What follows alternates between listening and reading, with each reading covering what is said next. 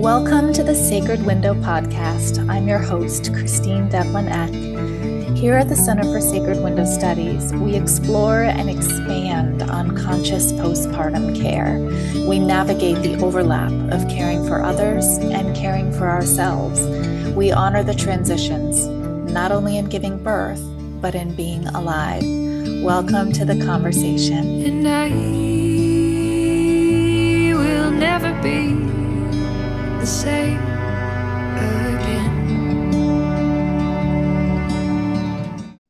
Hello, welcome to the Sacred Window podcast. I'm delighted to be here today with Kate O'Donnell. Kate and I are going to be discussing nutrition and cooking for the postpartum window for times of high Vata, for times of massive transition, and also kind of looking at the resiliency of the care provider, of those of us who are giving to other people, and how we can create practices that are simple, that help restore, just give us the care that we need to be able to give to others what we want to be giving to them. Kate is the author of 3 Ayurvedic cookbooks, including the Everyday Ayurveda Guide to Self-Care, the Everyday Ayurveda Cookbook, and Everyday Ayurvedic Cooking for a Calm, Clear Mind. And I think you have a new one on women's health here now as well. Kate's a nationally certified Ayurvedic practitioner and the founder of Ayurvedic Living Institute. She's traveled extensively in India and has studied the wisdom traditions of Ayurveda for over 20 years. Kate specializes in Ayurvedic education and cooking skills, cleansing programs, and professional trainings. And she's really here to help others come closer to their true nature and understanding themselves. So, Kate, it's such a pleasure to have you here in this conversation. Thank you for joining me. Yeah, I'm happy to be here. Yeah, so I am just, of course, in this podcast, those of you who are listening know that this is really centered on the sacred window being this ultimate transition of becoming a parent after birth, but we're always reminded of how massive transitions are happening in our lives throughout in so many different ways. And what is so clear is that we are missing in the Western medical conversation the importance of changing our food because food cannot be integrated in the same way at all times. And so just kind of opening up the dialogue on how digestion changes after birth. And yeah, let's just kind of start there. hmm Yeah, and I think also a lot of the protocols that are beneficial in the postpartum window are also things that I will recommend post antibiotics. It's a similar thing that happens to our digestive capacity when the body undergoes antibiotics, and also during times of grief or physical traumas, like accidents, surgeries, hospitalization. So for those listening who aren't in a postpartum window or close to people who are, I think this information is also really helpful for these other situations where, as you, Christine, say, high vata. So it's basically a situation where the wind of that vata dosha, which is this sort of combination of space and air, and the womb is space, and there's this huge movement that happens with, there was the holding of the fetus for all these months, and then there's sort of the pushing out. It's probably one of the biggest movements that Vata undergoes during a lifetime. It's a huge deal. You could see also something like a hysterectomy having a similar effect, right? And in that, suddenly there's so much space that wasn't there before. And what we have to do is look at is how do we sort of bring this wind like back into its natural state of happiness, how it wants to be in your body. And it's a functional component of our body. So if the wind is moving in the wrong direction or moving at the wrong pace or with the wrong velocity, it causes problems, not only for female reproductive system, but also any movement process in the body. So Mhm. any movement process where there's like a lot of wind, marshaled in a specific direction is going to cause this sort of, I call it a blowout. Yeah, so the postpartum window is like we're recovering from an apana vata blowout. So that aspect of vata that governs below the waist. But you can see how sort of constipation or having something like a norovirus or food poisoning or something where you're having a blowout through the anus is also disturbing vata in that way, by changing sort of its velocity. So there's so many things that happen below the waist where, what's what I love about how we look at these things in Ayurveda is that, it's like this. You look at the functionality of what this wind is doing, and then everything makes sense according to that. So the things that we might do that are beneficial in one window of life may also come useful at another window of life because the sort of causative factor of the problem is that change. So with birth, that's the big change that has happened, like physically in the body. So when we undergo those changes, like you use the word change around food, changing our food. So the body undergoes this physiological change. And then for us to expect that, let's say, you know, 24 hours after giving birth, we're going to eat the same thing that we were eating when we were pregnant with that baby. Kind of, if you look at it commonsensically, it doesn't really make sense, right? It's It like, doesn't make sense at all. But the thing of it is that unless we, have been given the opportunity to understand a perspective such as Ayurveda, where everything that goes into our body with food is considered medicinal in a way, it will have a direct impact on the body. So when we're not given any of that information from our Western medical providers, and in the hospital, we're given a menu with kind of a slate of standard things for every person in the hospital, regardless of what they're going through, we can immediately start to experience all kinds of avoidable symptoms just because we didn't know that our digestion changed. And yeah, I love listening to you describe it as, these wins because to me, it feels like when we're settled, it's like all the leaves are kind of comfortably settled on the ground, and this wind comes and they're all blowing around in the air, and we need to help them settle back down and reduce the power of that wind. And mhm, it's like grounding everything. So as we bring in nutrition, it's an opportunity to get really mindful. And, when I think about all the times where I might feel unsettled in just my mood, like what are the things that I do to help just calm me down? And it's kind of just as simple as beginning with a deep breath. And I like that about cooking for postpartum is because it's actually like it starts out so simple. Like what the body needs is so simple. It's like paring back everything, all the complexities of tastes, and kind of just going from step one. Um, mhm, so mhm. yeah, I love it. And I think for me, it was very mind-blowing to realize that no one had told me about that. No Right. one told me what to do. So it wasn't until studying Ayurveda on my own, seeking that out, that I was like, oh, well, no wonder all these things were going wrong for me that first time because I had no idea that I wasn't able to eat what I had eaten the day before. Because even though you're right, like it is common sense for me now, it wasn't at the time. Sure.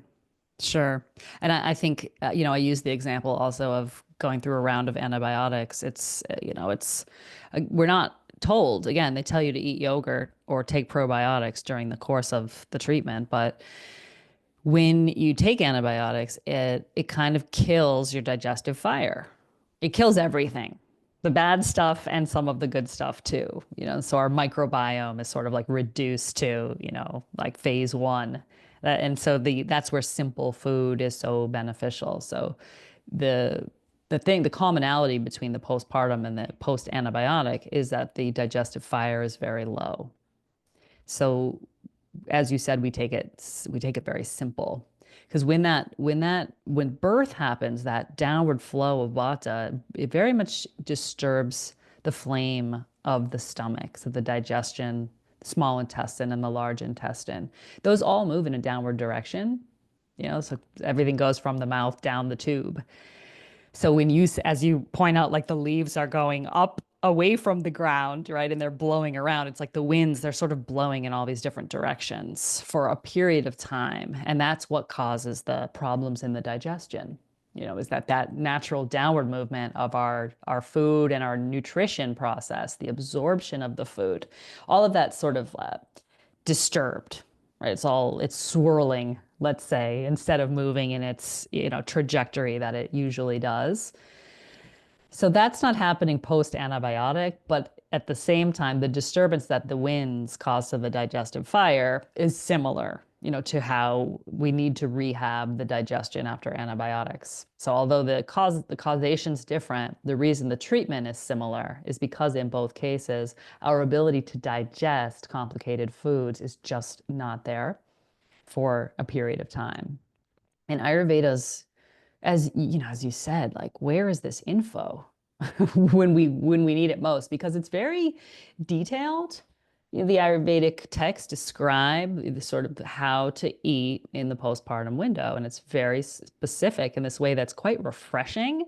It's not all this different information coming from here, there, and everywhere. It's like, oh, here's the deal. So the winds are whacked, the digestive fire is low. So here's what we're going to do. We're going to try to ground those winds and get that downward moving function back into a healthy rhythm. And we're going to allow the digestive fire to build back up, which it will naturally do. We just need to kind of stay out of its way a little bit. And that's where, I'm thinking about a friend of mine who had a baby a year ago, and people were, yeah, everyone brings you food. And she was like, I felt so bad because everyone was bringing all this food, but none of it was what I felt like I wanted to eat. She was craving khichdi, she was craving like the food that she learned about from doing like an Ayurvedic cleanse with me.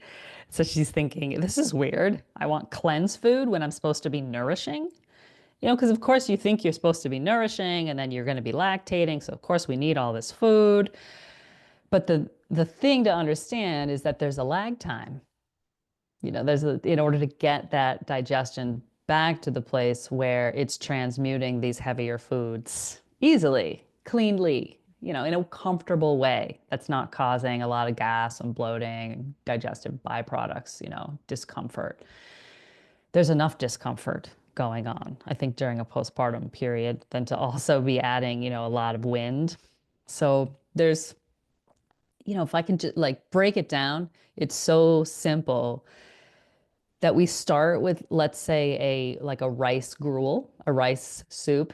So you take like a red rice, like a very nourishing variety of rice, and you put it with 8 parts water instead of your usual 2 to 1. We add some digestive spices like ginger, a little turmeric, cumin, or anything that comes out of the garden that also has like an oregano, a thyme. These spices also have those warming qualities, or sweet things like cinnamon, nutmeg.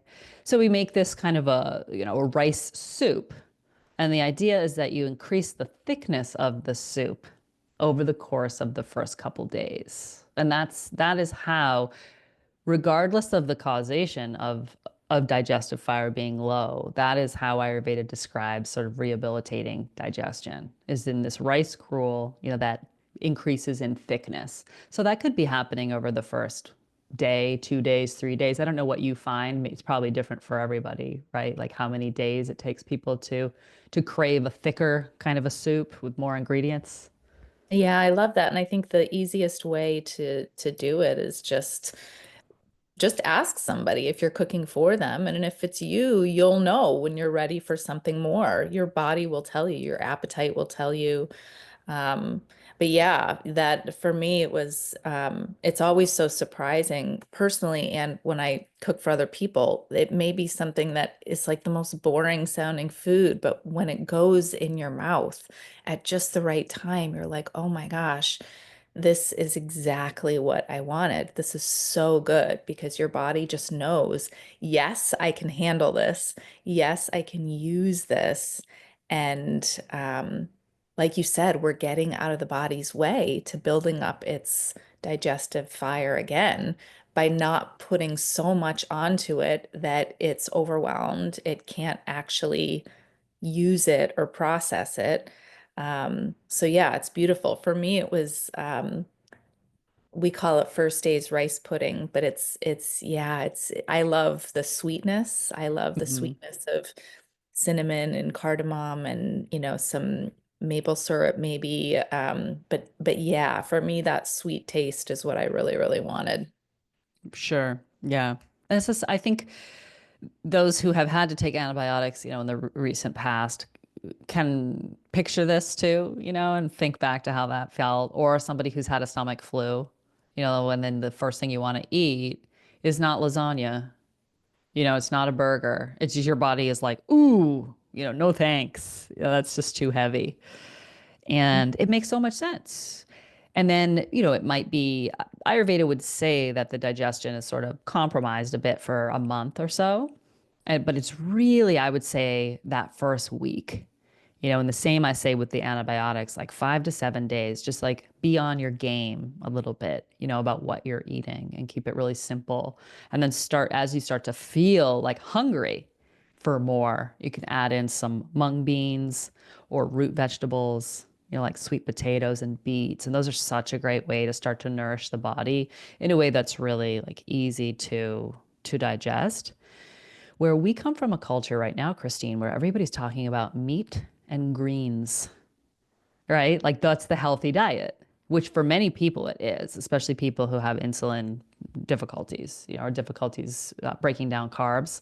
So people are eating the meats and the greens. So what I see a lot of people doing is they're like healthy diet, end quote, meat and greens. So, whenever I don't feel right, that's what I should eat, like more greens and more meat, which that will be a fantastic and nourishing diet when we're ready, when the Agni, the digestive fire is ready for it. The thing that I just want people to know about is greens are actually very disturbing to the winds. And that I see a lot of people sort of get into some discomfort that way by overdoing the greenery. Because you think, of course, it's super amazing and nourishing and balancing. It's great for building the blood and optimizing the qualities of the blood and the skin. But greens are one of those sort of cautionary tales in the postpartum window in Ayurveda because they're light and they're bitter and they're cold. So a person could feel like if they eat a lot of greenery, like what used to be considered a healthy food, in this window of time, a salad, or a soup with lots of greens or a pile of kale, or all these things that we might crave when we're in sort of that normal state, going through life. But when you eat a lot of greens or you eat raw foods, it is going to cause the winds to be disturbed in the gut, and that can really add to the gas and the bloating and potentially almost a feeling of pain or constriction in the digestive tract, that's so not what we want, right? We want to feel like cozy down there in this window of time. Right, especially because, if we are nursing a baby, everything that we are experiencing in our own digestive system, we're probably going to see similar things in our baby. So to be able to, I think what you say is like, to me, it's about finding that balance. And I think that we're so smart, like our instincts are really very smart. So there is going to be times where someone is going to start to crave greens because Yep. maybe we had rice pudding for the last 4 days and we're like so Right. done with sweet taste. We are, just ready for that green. And so there's like, wait, that's what's beautiful about Ayurveda, right? Is that there's ways to introduce it and also mitigate some of the things that make it too bitter or too astringent or too aggravating to those winds. So, you know, I love, being able to put it in a stew or a soup so that Hmm. that it's got, maybe we've got some ghee or some good oils in there that are going to help balance that dryness that comes from bitter and astringent foods. And a little bit it kind of goes a long way. We don't need to like pile on a huge Hmm. plate of kale in order to start to experience and enjoy that sort of balancing flavor when we're feeling ready to bring in those greens again. Hmm. Right. Which you mentioned soups. That's the ideal food. That is the ideal food when the digestion is impaired. And those who eat meat can, again, as they start, as you say, crave it. They wait until the person's like kind of ready for it, wanting it, and then you put some meat in the soup. It's not like a huge chunk of meat just sitting on a plate. It's also mixed in, with the moisture, the water in the soup, and you can put greens in there, or put some rice in there and like make it, as you say, a balancing meal. So these sort of one pot meals, it's good news that the one It's pot meal is is the ideal food. It's good because it's simple. I think for those of us who are cooking for people, and I remember that too. You referenced your friend with, all those nice folks bringing over food. And I felt the same way. It was people were being so nice. And yet I was looking at these meals like, I don't want to eat that. I don't think that's actually going to be very good for me. The good news is that before I had the baby, I like printed out my favorite recipes that I knew were going to be appropriate for me to eat. And, my husband, my mother, like they could do all those so easy because it's not difficult foods.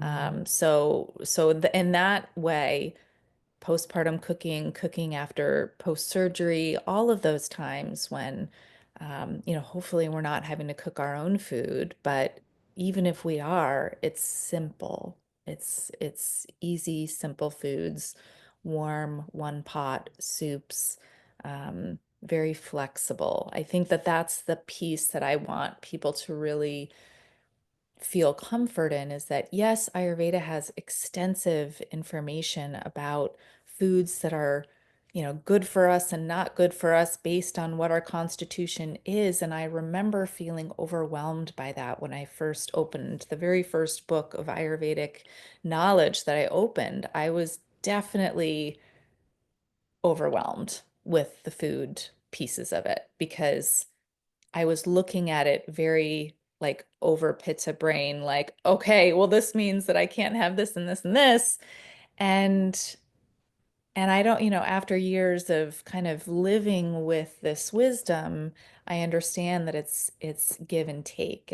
There are times when this is going to be important for me to follow, and there's times where my body is resilient and my digestion is strong enough that I can have that and it's going to be okay. But really, during these specific times of high vata, we are getting as simple as can be with what we want to be taking in. And that's good news for people who might be overwhelmed by the process of cooking. Yes. And it doesn't have to be perfect, right? I feel like the common thread that you and I are both sharing is when the true desire for that food is there in your body, then you're ready to eat it. So it's just, I think, a matter of having that simple stuff available so that if that's what you're gravitating towards, it's there. It's not just the heavy food that's in the house. I remember a friend of mine, or doula, made her a cake. So she came home from hospital and there was a cake with like cream cheese frosting. I was like, oh my God. The last thing that I want my friend to eat right now is cream cheese frosting. It's just so heavy and cloying, and sticky. And it was just sitting there. The cake was just sitting there like day after. Finally, she was like, "Do you want that cake?" I was like, "Yes, I want to eat it. I don't want you to eat it right now."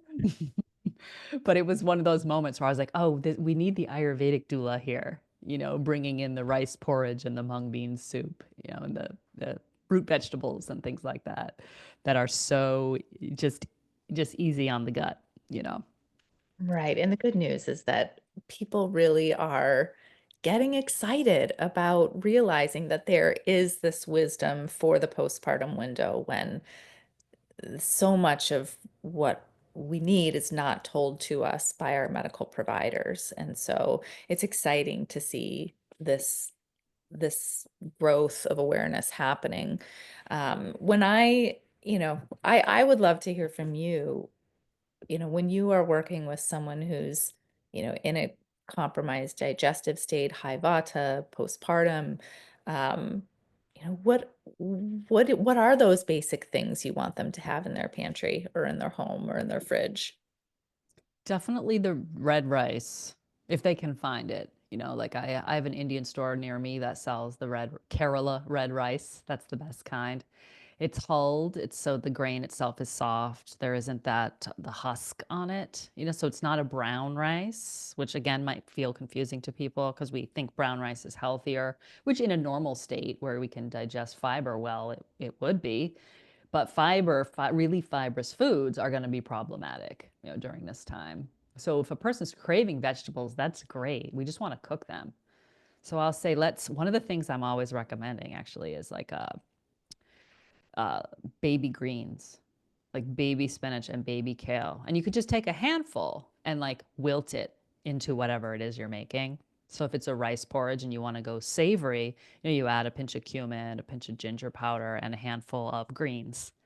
And then it adds, some color to the eye, a little more like a little different flavor in the soup.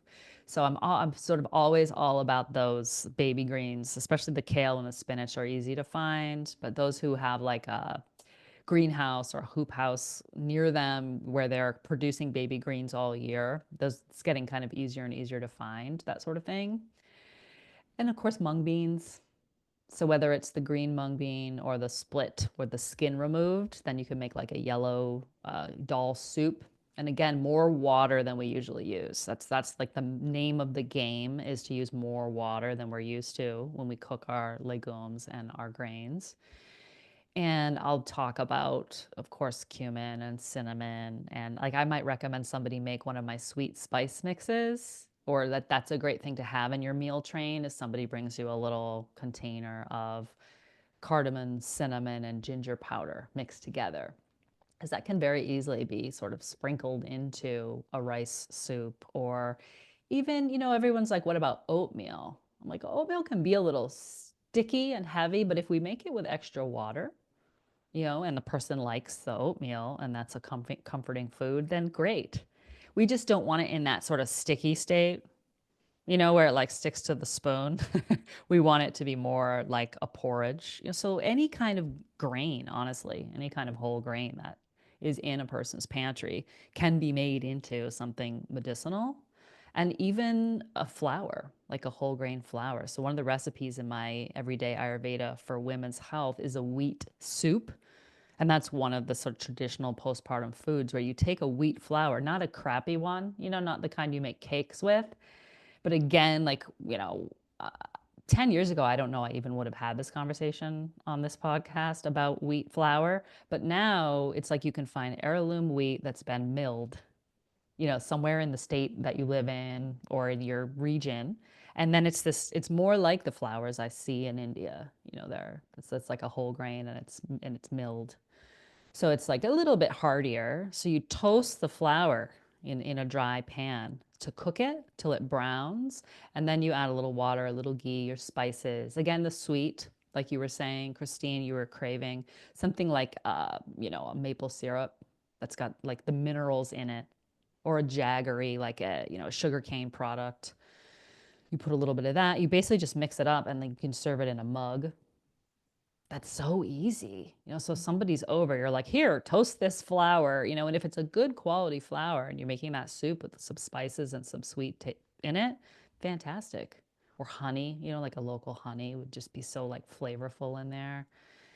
So I would like try to help people find. I feel like you probably notice this too, the sourcing, like where do we find foods that we feel good about, that we trust, so Mm. finding those heirloom varieties of wheat, not the kind of really adulterated ones.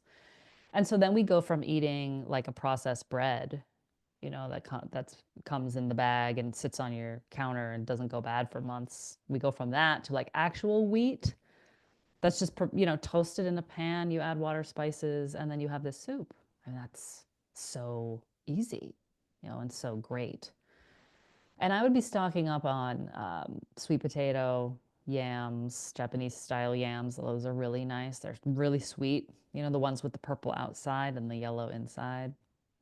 Um, I think beets can sometimes mobilize the digestion. So if a woman is kind of tending towards constipation, I would say let's get some more of the beets going on, and then all your porridges are pink, but it's fine. They taste good. And if a person tends towards the loose stool, I might say let's do less with the beets if they're having trouble sort of holding the nutrition in the colon.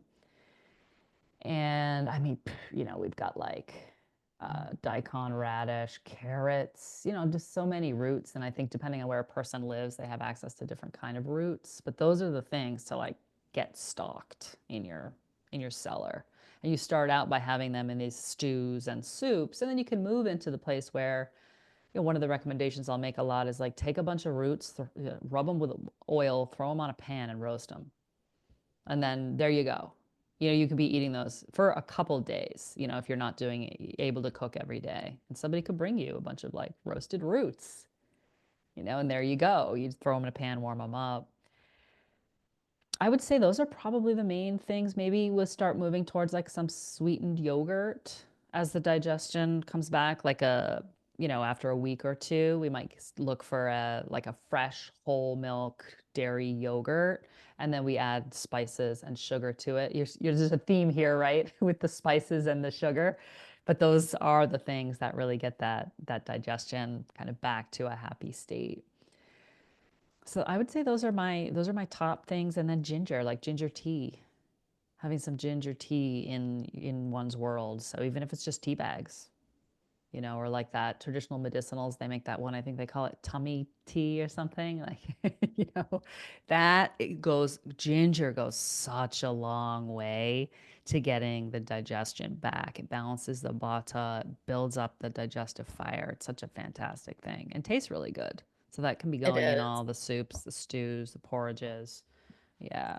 Anything else that you recommend that I didn't mention? Well, I just loved listening to you. That flour, like cooking the flour in the pan, that sounds amazing, and I want to try that like today. Yeah. You just But have I to think, eat it right away. That's the thing, because it'll yeah, like, clump. So yeah, it it's sounds, like sounds here you go, mom. Like eat it in this mug now. yeah, I love it. Yeah, I think for me, what was really important, I tended towards anemia, so my blood needed building, and my favorite thing for that, especially because I loved the sweet taste and also the gingery kind of the spice of the ginger, I would do stewed fruits. So like stewing raisins and prunes and dates, dried cherries, all of those dried fruits, just getting them cooking in water until they were extremely soupy, and adding things like cinnamon and ginger, cardamom, to that stewed fruit mixture was huge for me. And not only improving my elimination, which tended towards constipation for me for several days. So that was huge. Definitely, I liked the beets too. I think I waited maybe till week 2 or 3 to do the beets. But I love the roasted vegetables, especially when you get more into that second, third week and you're ready to not have soup for every single meal. Hmm. You want a Yeah. little diversity. Um, but honestly, like broths for me, like all of those things could just be kind of doused in chicken broths or, you know, for a long time I was vegetarian, so vegetable broth was easy to trade out. But bone broth is something we talk about a lot, especially Hmm. for folks who are needing to build their blood postpartum when they've lost a lot of blood, when they tend towards anemia anyway. Bone broth is really important and effective for helping to build that back up. Hmm. That strikes me as something that one you could make for somebody and bring over, a couple quarts of bone broth. That's amazing. Because that's probably the last thing a woman wants to do postpartum is get out the pressure cooker and cook bones. Yeah, Yeah. absolutely. And you know what, something you mentioned earlier with the spice blends, I love encouraging people to, in their last trimester, get all those things set up ahead of time. Yeah. Get your spice blends, have them on the counter. We have, some staple herbal food preparations and teas that we encourage people to make ahead of time. So it's all there, so easy to put together once you've got it in its little bottle on the counter. But even the bone broth, we're not in Ayurveda, of course, like ideally we're eating freshly made foods all the time, but broth is something that I find is worth it to freeze and have it in your freezer so it's there and ready. And of Hmm. course, if friends can bring more over to you, it's amazing. Another thing that I really love is milk tonics for postpartum. When we're taking in good quality milk, warming it up, bringing it to a gentle boil, turning off the heat, combining it with a little bit of ghee, our favorite spices, a little sweetener. That is to me, like I just felt more able to nurse my children and have enough milk. Hmm. Um, because that was another thing that I struggled with is being able to make enough milk that my babies needed, especially the first one, because I was pretty depleted with that postpartum window. So the milk tonics, the second time I had a postpartum window, made such a difference in being able to produce my own milk. Yeah, I could see that for sure. That's one thing I did make for this friend who had the carrot cake. I came over the next day with a quart jar of dates and milk, with spices and ghee. I blended it all up, poured it into a jar. Yeah, and those kinds of things are, great, and you can make in batches. And the conversation about freezing. I do recommend freezing things ahead of time. I think that's better than feeling bogged down or overwhelmed when you get into that window. So I know a lot of friends who make traditional sweets, milk sweets, so it's basically milk and jaggery and spices, and they sort of make that into all the shapes, freeze that, and have one every day. So it's like a part of. The other thing, I have a recipe in my self-care book for dates soaked in ghee with spices, and then you could just eat one of those dates every day and then kind of soak in the ghee. Because ghee is one of those foods that is kind of huge in the postpartum window and is beneficial for rehabilitating digestive fire in general. So it's like as the appetite increases, we start to add more ghee. You go from like a little teens, like a quarter teaspoon, and then we can increase that to where a woman's getting like a few tablespoons a day, in the postpartum window. And I'll recommend the women make sort of like a 16-ounce jar, have several of those of ghee lined up, and keep it there where you can see it because it'll remind you to add it to things. And you can see, I'll be like, I want this jar gone in 2 weeks. you know and then they'll be like, oops, I'm falling behind, because it's hard to eat that much ghee if you're not used to it. But it goes into the milk tonic, it goes into the soups and the stews, and it's in everything, and it works like a lighter fluid for our digestion. So it's like that oil is actually the oil that the lamp is feeding on, and burning. So it's really important to get that good quality oil. And I think if a person's not able to get ghee or use ghee, they want to look for, what is the best oil available to them in their environment. Some people can get really good olive oil. The taste is totally different. It's going to be a little, it's not going to work great in a milk tonic, but you can also use butter. women can use butter in the postpartum window. It's just a little heavier, a little harder to digest. Yeah. Yeah, those good fats, that's really the point right there. And I think, you know, what to me, of course, like we cannot isolate the process of our digestion with how we feel in all the other systems of our body. So for me, when I think about those good fats, and I absolutely did make those huge jars of ghee to line up on my counter, and I did put them in vision so that I knew to use them all the time. But to me, it's like envisioning the sort of frayed, dried out, depleted nerve endings in my nervous system were just being smoothed down and coated by all of that good fat. And when I'm, you know, sleep deprived from getting up multiple times at night, um, if, Mm-hmm. my clients are, feeling that sort of tenderness in their heart and in their mind and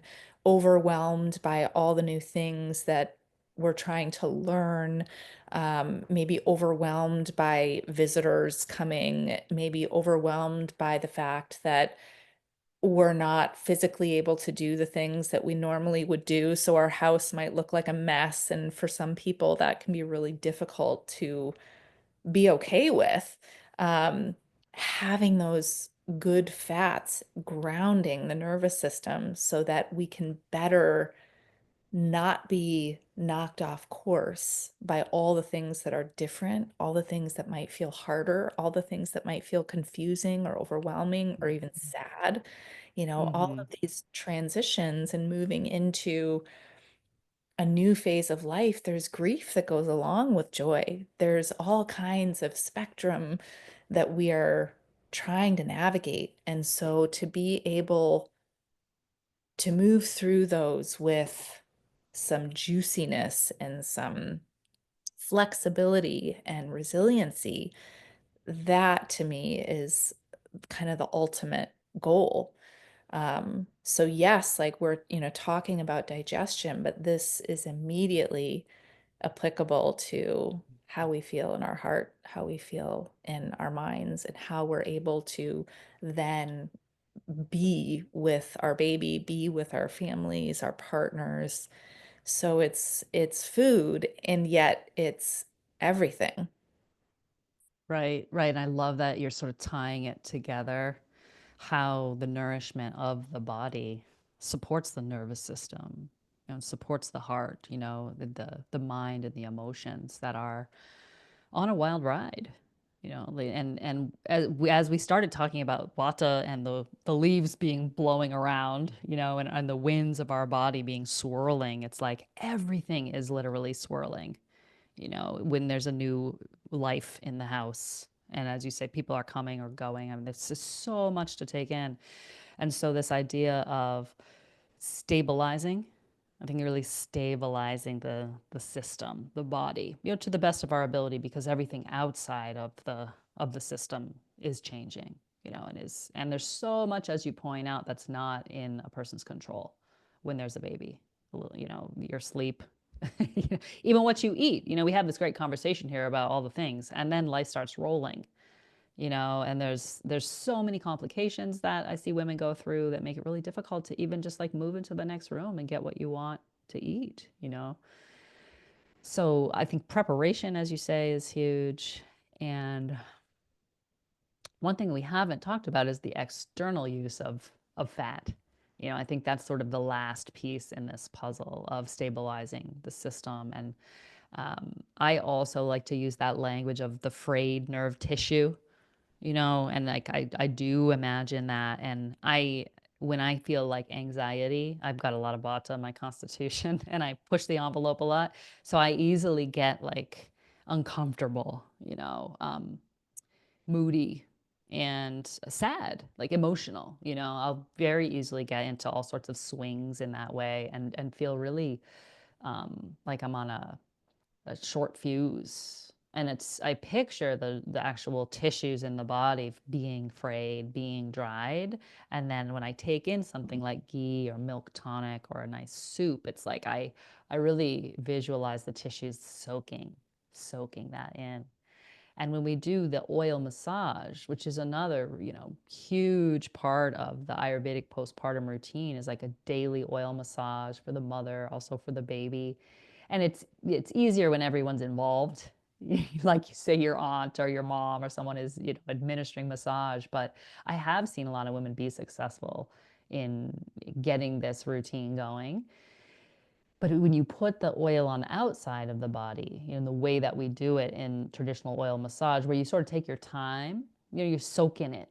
It's like you're soaking in it. You're like stewing in it. And so again, the tissues are really absorbing that moisture in, and it's the antidote to anxiety in a physical sense. Of course, there's so much more to this picture, right? But I think for our conversation today, we are talking a lot about physicalities, and the nourishment of the body. And so we nourish these tissues not only internally, but also externally. And I think if we come at it from those two angles, then you make a moisture sandwich, and that's what people need after giving birth. And that's once you wrap your head around that, like, I want to be a moisture sandwich, for the next few months, then it's like, okay, I've got jars of ghee on the counter, I'm doing the oil with the shower. So when I take that time, when I get that time for the shower, there's also an additional however many minutes, 10 minutes, let's say, where I'm going to oil the body. And that's a part of my routine. And it's like parceled in. And then I think once a person understands, you probably see the same, Christine. Once a person understands like how this works and feels it in their tissue, it becomes a lot easier to integrate it. It's when we're standing like off, we haven't passed through this gauntlet yet, and we're thinking, oh, you're reading about Ayurveda, and all the things it says you should do, but you haven't yet experienced yourself doing them. And it's totally overwhelming. You just feel like, oh my God, I can't do it. But once you do it, then you're doing it. And then it's happening. And I think it's our job, people like us, to really explain, and integrate these routines for people. And I think that's, I'm guessing, a big part of what you do, right? Do you have like a magic tip for those who are trying to integrate oil massage? Is there Mm, something you found to be really most helpful? I don't know if it's a magic tip, but as I'm listening to you, yes, like we can learn all these things and we can take in all this information and it can just swirl around in our head as these theories. But when we go through the actions of doing it and we experience it in our own senses, then we know it from a different level. We know it from an embodied level. And, we can read and educate and take all the courses in the world, but it needs to be integrated by doing. And I can think of no better way to learn Ayurveda than to do it in our own bodies. So, for people who are, I mean, Abhyanga, putting oil on your skin is important for everybody, no matter what stage you're in. And what's so beautiful about it is that it supports your digestion as well as your nervous system and all the other systems. So we can see immediately how food and digestion and nervous system and all of it is so connected in these practices that are thousands and thousands and thousands of years old were done because it's like a cycle. Everyone supports the next action, supporting this part of the body, and it's all like a beautiful, complete circle. But I can't think of any more important time to do these than when we're in a time of transition and compromise, because particularly with the sacred postpartum window, we call it the sacred window because it's this unique window of time that when we honor the wisdom and the needs of the body in the ways that we've talked about here, we literally just blow open this beautiful path, and the body will charge forward with the healing that it knows how to do in a way that's honestly more accelerated than at other times. It's almost like I was taught in Ayurveda school that it's almost like a reversal of the aging process in a way. It's this unique window of time that when we give the right care, the body and the senses, everything is like primed to respond to it. And, at other times of transition, we really were just getting out of the way for the body to honor its own wisdom. So, my only hot tip is just to get the oil on your body in whatever way works for you and feel it and notice how it changes your skin, how it changes your feelings, how it changes your day, how it changes your sleep, how it changes the way you digest your food. But yeah, I'm all about the synergy of learning how to care for others through the process of doing it for ourselves. Um, and Mm, and this kind of leads into the idea of maintaining resiliency. Like we no doubt are in, we're in pitta phase of life. We're in a Vata pitta world where, there's just a lot to hold, a lot to handle, and it's very easy to feel overwhelmed. Even if we're not a Vata constitution, it's very easy to become overwhelmed. And so I spend a lot of time thinking about and practicing and also teaching about, how can we as care providers, whether we're caring for families or elder relatives or clients, how can we maintain the resiliency within ourselves so that we have the discernment we want to have with them, we have the patience, we have the compassion, we have the resiliency to give what it is that we want to give. And so again, it's like coming full circle. It's like we're doing first and then we're teaching others. Um, so yeah. that makes so much sense. Yeah, that makes so much sense. Where I think the mind can often get into a circle of thinking that time caring for the self is time that's taken away from those that you're caring for. Whereas you're saying it's actually the fulcrum of the whole system that the caregiver is caring for themselves first, and that is the place from which the prana flows right into the system. So if the caregiver is becoming depleted, the whole system becomes frayed. Yeah. Yeah, and there's something energetic that's there, I think. We talk in Ayurveda a lot about what's the energy that we're putting in the food. So we want to think about, of course, we talked about freshness and locale and trying to have the best ingredients possible to have that highest vibration, which in itself is medicine. But also, what are we bringing to it? If I'm like frantically trying to put food together, which by the way, I have 4 kids and I'm there all the time. So I Yeah. get it, but as much as I can, what can I put into this food? What can I put into this moment? How can I isolate this moment from all the other moments that are, I know that I have to be responsible for in the future, but kind of just bringing it into this presence, this moment now where I can give a moment of love or a prayer or a meditation or something that's like taking me back.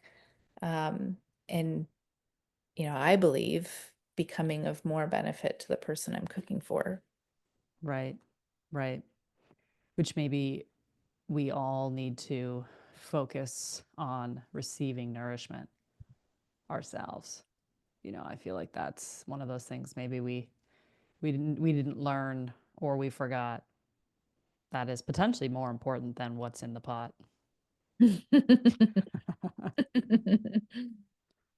Yeah. And you have a whole book on self-care. And when you think about, people who are potentially, maybe they're doulas, maybe they're parents, maybe they're, you know, care providers, what do you think of, what comes to your mind or for you, maybe, what has been like a golden ticket for you that has given you the ability to be resilient in all the things that you want to be taking care of in your life? The thing that I've noticed is, and this has been true for me always, like say I move a lot, I have moved a lot historically, and the first thing I do when I move is set up the kitchen. It's like the first boxes that are being unpacked, are the kitchen ones. And I have found that that which nourishes me is my relationship with food. Maybe not even the food itself, but my relationship with it. And so for me, the key is to be taking that time to nourish myself. So even though I don't spend a lot of time cooking, I mean, anybody who's used my recipes can see they're pretty simple. That's kind of the name of the game. So it's not about like an elaborate thing. It's about, as you said just now, sort of showing up in that moment with presence for the nourishment.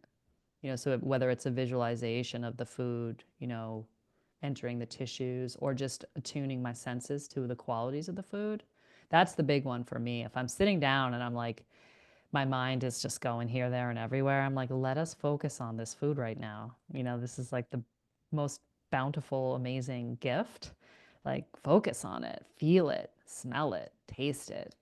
Like I put all my attention into it, the act of eating, and that to me has been the thing. So if I start to see that I'm not doing that, it's like amber alert, like because things will get worse from there. So that's the first thing that I look for in my life. If I'm not eating well, like if I'm not caring, or I'm being kind of I don't know, lazy or, moving. Even when I travel, like I'll buy like the best dates I can find and sit down and eat that date. It's not like it has to be cooked food all the time.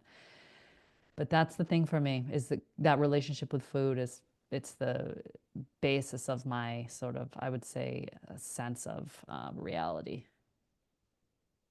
And I love how that food becomes so much more than just the food. It's like all of a sudden Yeah. it's impacting the way you feel, the way you think, the routine of your day, the pace. It's, Hmm. yeah, I feel like that is like a theme of this conversation of it's not just food, it's Yeah. everything. Right. Right. Which is, I think it's important because it's very easy to just get in the digital mind about, oh, best foods for postpartum. And that's what a lot of the space out there is offering, and then it's very easy to move forward thinking that if you check those boxes, you're doing it right. Whereas that Ayurveda, that's right from the beginning, it's teaching a relationship with the body and a relationship with substances, that which we take in, and also with energy, that which we surround ourselves with. And so, if we're gonna kind of hone it down to the bottom line today, that's probably, I think we're both saying the same thing in that way, And so the food for me and my work has always been the entry point to get people connecting, to reality, to the nature of the body and the world that we live in and the way that we move within this world. It's so beautiful because I do feel like when I entered into studying Ayurveda, what I discovered most was all the things about myself that I just hadn't been connected with for, 20 whatever years it was of growing up. I just hadn't been encouraged or taught to pay attention to most of the things that my body was doing.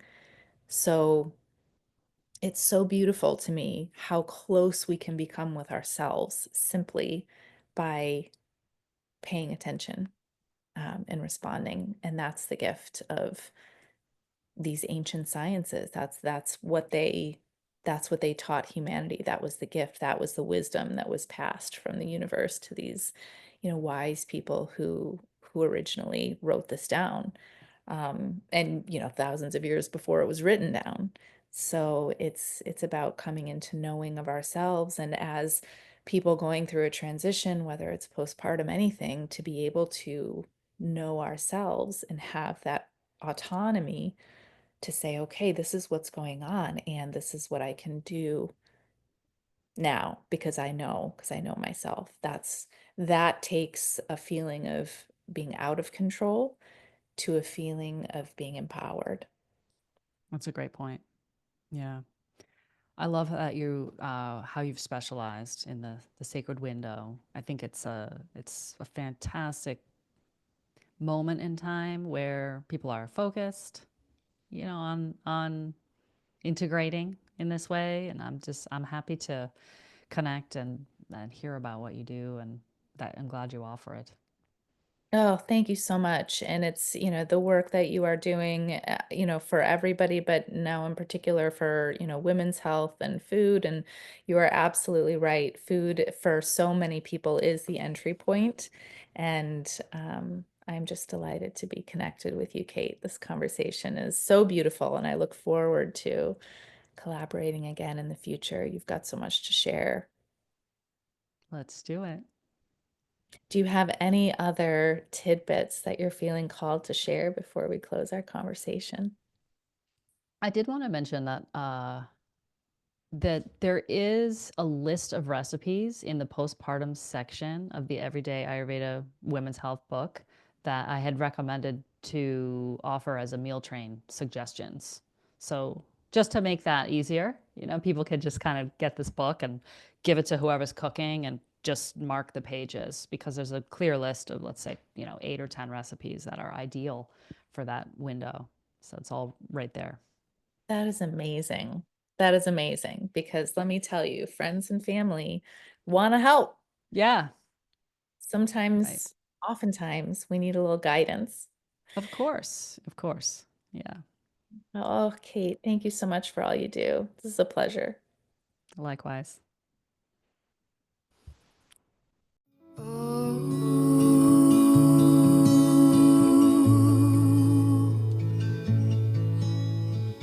Shanti, Shanti.